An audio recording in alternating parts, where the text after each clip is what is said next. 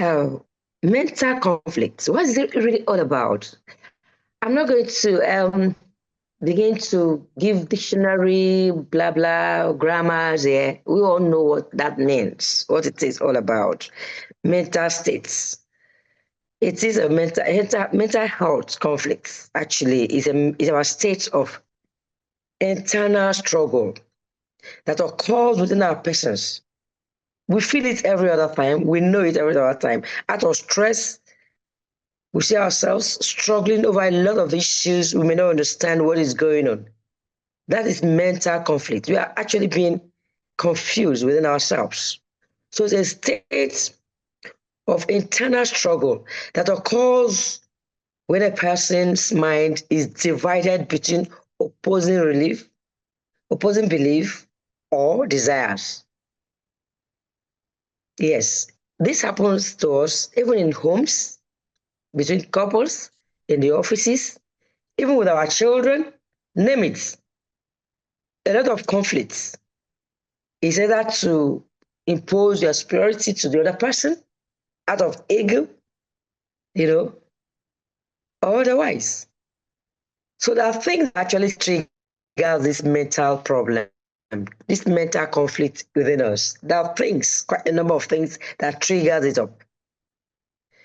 And then if we know what triggers it, that's the only way we could know how to handle it. And if we could handle it, then I think we have a better society to live in. Because what is going on today is not just because of economy. No, it starts from us, from our mental mind, our mental strength, I call it. If we fail, if our strength fails us, if our mental mindset lapse, if it fails, then we see ourselves. It's okay. Engineer Vivian, your network is not so friendly. We may have to pause you at that point until the next time we'll call you up.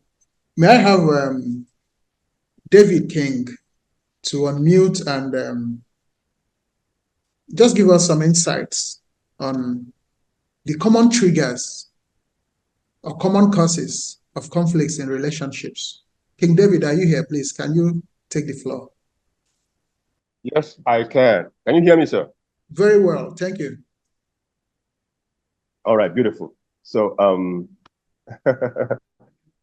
thank you so much, everyone. I deeply appreciate you, sir, and for choosing to host me on this online session. I do not take it for granted, and thank you so very much. I deeply appreciate it.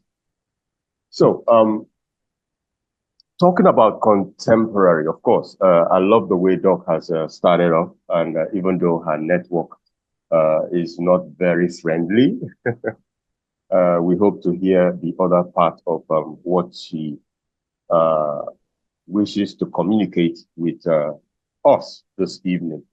I also extend greeting to the rest of everyone in the house. I deeply appreciate each and every one of us for turning up for this session.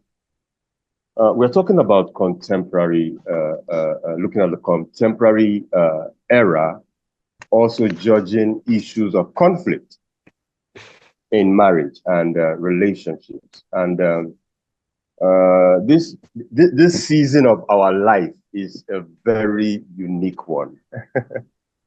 When I look at the fact that this season we are in this contemporary era had to do with the information age, of course, which even though the information age started way back, but we are still in that season where information is moving at the speed of light.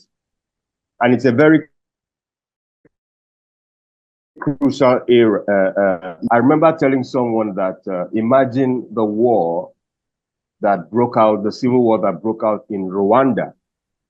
That war broke out in a time when there was no GSM, there was no telephone to communicate. And it happened and overtook the entire country.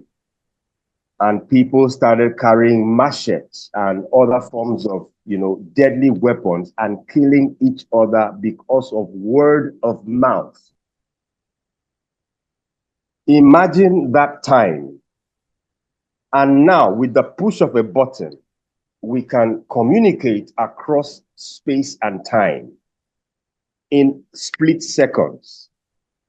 If a time when we did not have as much information power like we have now, war was able to break out through a whole nation.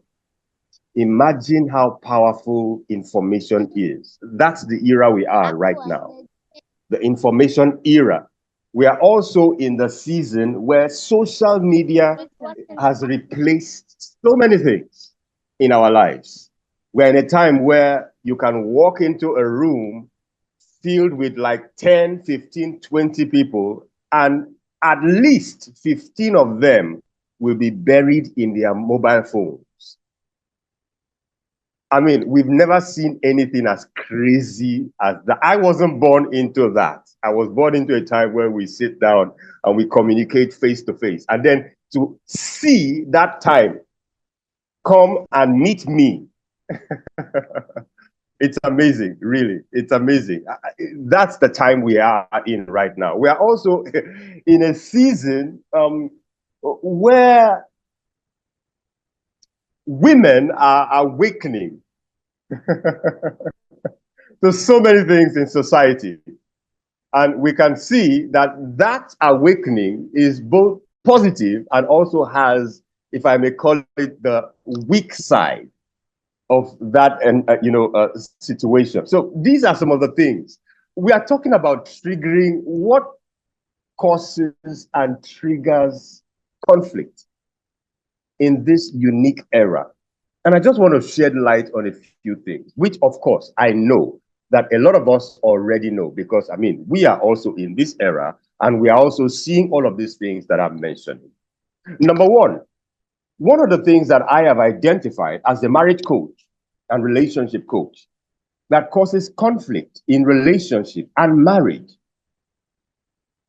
we think it should be obvious, but it is not. And thank God for meetings like this. It is an opportunity to point out some of those things so that we can look at it as we discuss and rub minds about it, so that as we go out there, we have that responsibility of extending this thing or these thoughts onto our families, onto our friends, and of course, people that we meet out there. And one of it is what I call difference. One of the causes, major causes of conflict in marriage. Like I said, it's obvious, but a lot of us are not aware. We've not embraced that fact. And that is, like I said, difference. Number one, difference.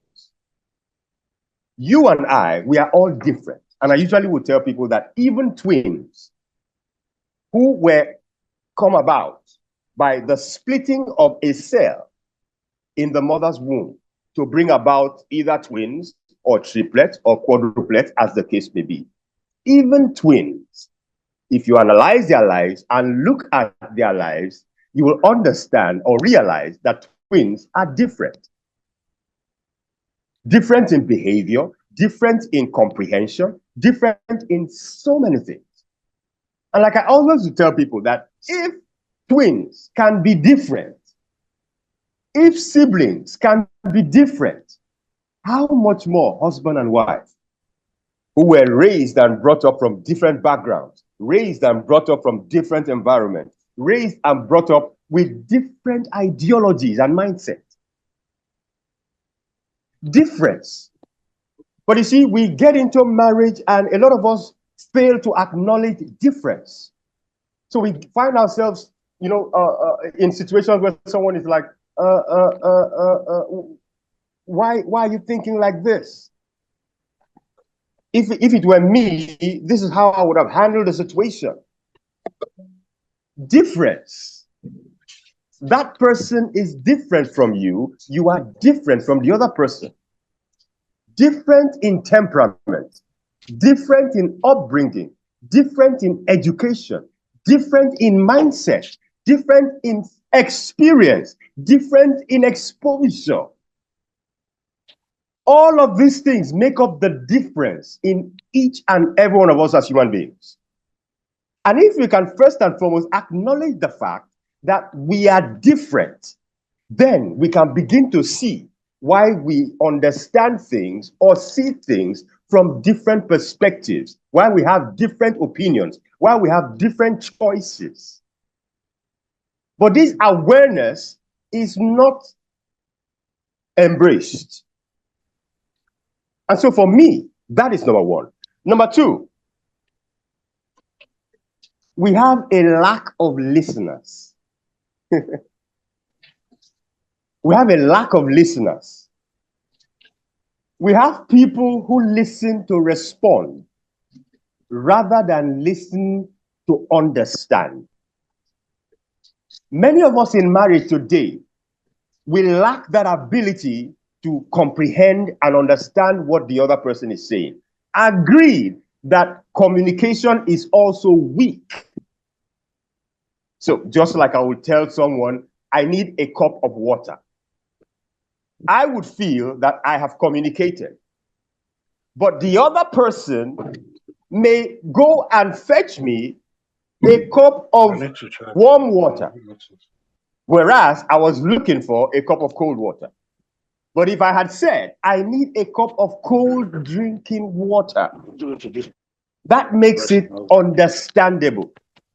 So first and foremost, like I said, even though communication is weak, where people communicate with themselves or with the other person as though they expect the other person to understand all the terminologies they are using, how they are trying to communicate. Nonetheless, we also have a situation where on the other side, we have an opponent from the beginning.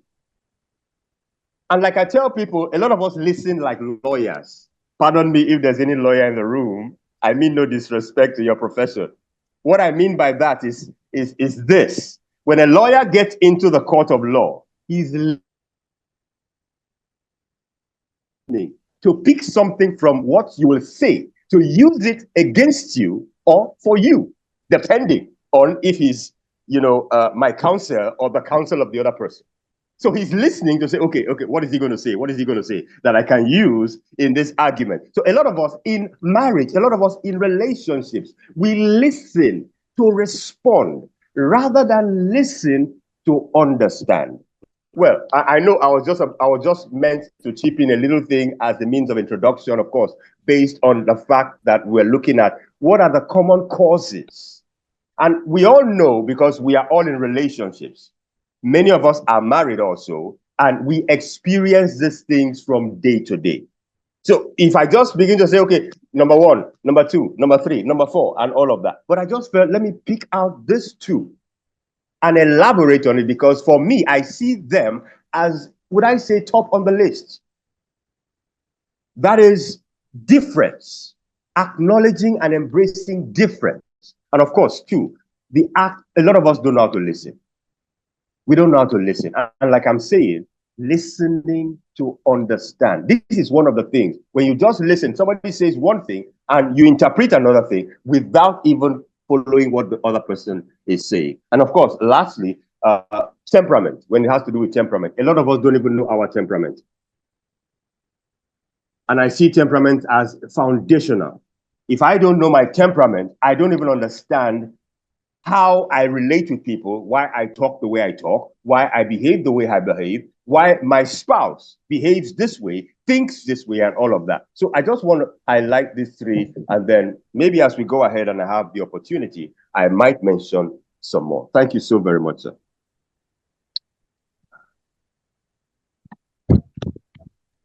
Thank you so very much, King David. We do appreciate.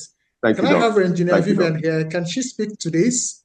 The triggers of common conflicts or common causes of conflicts in marriages.